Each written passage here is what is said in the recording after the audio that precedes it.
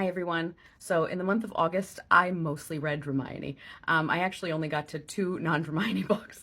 It was like a month of vacation, so I was like, I'm reading Dramione. That's what I want to read.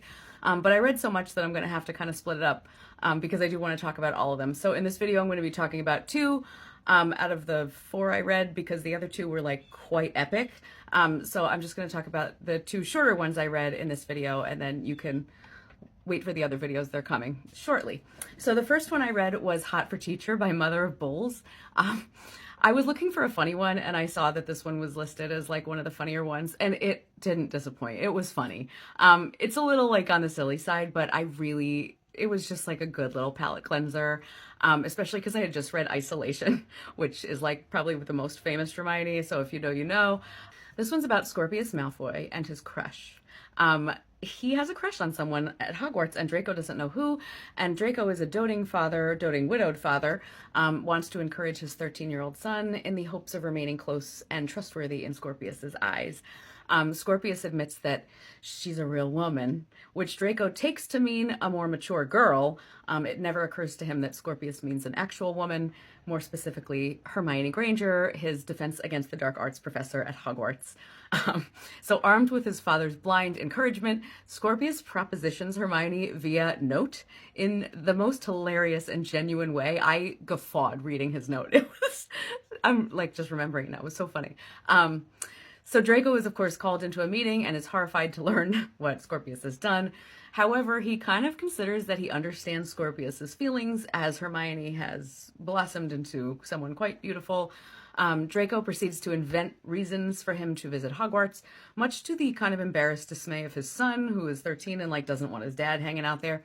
But Draco is there trying to bump into Hermione, for whom the attraction is clearly becoming mutual. So Draco finally makes a move, and he and Hermione begin a DL relationship, keeping it even from Scorpius, because obviously, there was the crush, and he just isn't sure how Scorpius is going to take his father dating.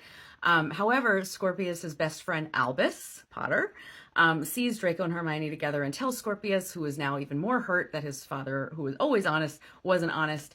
So after some strife and miscommunication, Draco was honest with his son and with Hermione, and Scorpius accepts the situation, and he moves his affections onto Rose Weasley, who is Ron's daughter with Susan Bones, which I thought was kind of like a cute departure. But Rose Weasley is like kind of a spitfire like Hermione, weirdly. And so Scorpius and Rose have like kind of a cute little thing, and everybody's happy ever after. Standout of this one is Albus Potter. Clearly neuroatypical. Albus is hilarious in this. He was definitely the thing that made me laugh the most. He is very strange. He just simply steals your heart. This fic made me want to read Harry Potter and the Cursed Child because I want to know more Albus. Like, I want more Albus in my life. Also, Ginny and Harry are chef's kiss hilarious and adorable in this fic. They're everything you want from the two of them, like little sex pots, just so funny, like very encouraging of Draco and Hermione, just amazing. Okay, the next fic I read, so different. I read A Certain Slant of Light by One Bed to Rule Them All. This is a new fic that she wrote recently. So one of the funniest Dramiones I've ever read, or maybe even books I've ever read, was this author's Bad Omens, which I've talked about multiple times on this channel. I thought after having read Bad Omens that I would be in for another banger. It couldn't have been further from my expectations, even with reading what it was, but it was indeed still a banger. What we got instead was the most perfect gothic horror that did everything it was supposed to do and more. It ticks every box. It was so good. It's a decade past the war. Hermione works in the Janus Thicky ward of St. Mungo's, and her life is small and sad. Her job is discouraging and heartbreaking. She's, with these people that have just lost all their memories, and it's very sad. For the past year, however, it's been even worse. She is seeing dead people.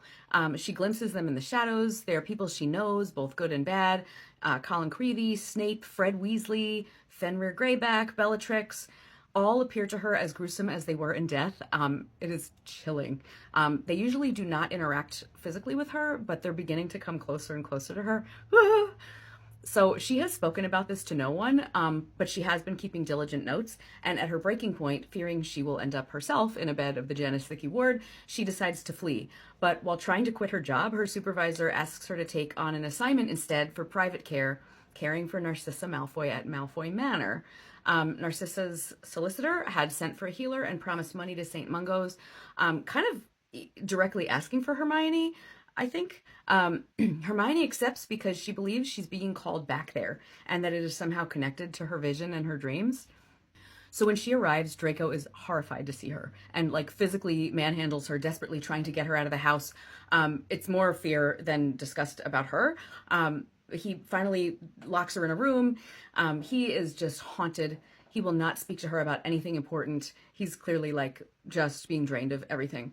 Narcissa is also sapped of energy. She's essentially dying. And Hermione, for the life of her, cannot tell why.